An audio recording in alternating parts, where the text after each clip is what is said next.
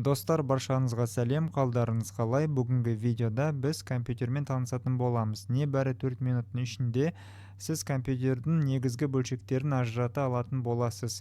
Процессор, жад, видеокарта деген не және олар не үшін қажет, осының бәрі қарапайым тілмен түсіндіретін боламыз. Біз бастаймыз. Компьютердің құрылысы корпустан басталатын болады. Бұл компьютердің үйі десек те болады. Ол ішкі бөлшектерді шаңнан зақымданудан сақтайды және олардың дұрыс орналасуына мүмкіндік береді. Корпустар әртүрлі пішінде және өлшемде болады. Блок питания немесе қысқаша БП. Оның басқа міндеті розеткадан алынған тоқты компьютердің барлық ішкі бөлшектеріне қажетті көлемде жеткізу.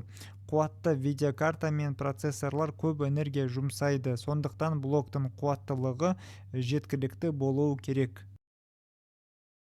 Аналық тақта, материнская плата. Ең үлкен тақтаны көріп тұрсыз ба? Бұл аналық тақта. Оны компьютердің мемлекеті деп атауға да болады. Себебі барлық басқаша бөлшектер, процессор, жады, дискілер дәл осы тақтаға жалғанады.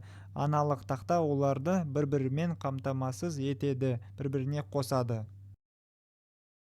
Процессор. Аналық тақтаның дәл ортасында, әдетте радиатордың астында процессор орналасқан. Бұл компьютердің миы десек те болады. Ол барлық есептеулерді жүргізеді. Процессор неғұрлым жылдам болса, соғұрлым компьютер тезірек жұмыс істейді.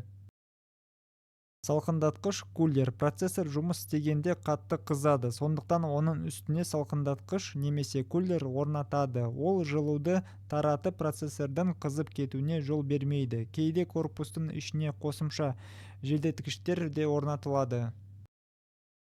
Жедел жады, оперативная память. Мына ұзынғыш тақталар жедел жады, ағылшынша RAM. Бұл компьютердің қысқа мерзімді жадысы. Процессор қазіргі уақытта жұмыс істеп тұрған бағдарламалар мен деректерді дәл осы жерде сақтайды. Жедел жад көлемі неғұрлым көп болса, соғұрлым көп бағдарламаны бір уақытта кедергісіз іске қосуға болады. Тұрақты жад, диск, HDD, SSD. Ал деректерді ұзақ уақыт сақтау үшін тұрақты жад қажет. Бұл жесткий диск HDD немесе заманауи SSD дискілері. Олар сіздің фильмдеріңізді, ойындарыңызды, құжаттарыңызды және операциялық жүйеңіз орнатылады. SSD дискілер әлде қайда жылдам жұмыс істейтін болады.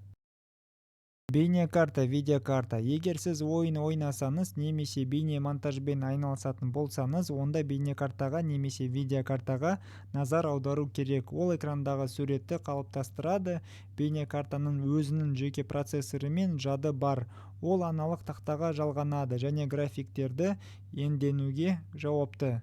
Міне біз бүгін компьютердің негізгі бөлшектерімен таныстық. Әрине іште тағы чипсы, дыбыс картасы сияқты кішігірім элементтер бар, бірақ бұл бөлек әңгіме. Енді сіз компьютердің шамамен қалай жұмыс істейтінін білесіз. Видео ұнаса лайк басып, достарыңызбен бөлісуді ұмытпаңыз. Келесі кездескенше сау болыңыз.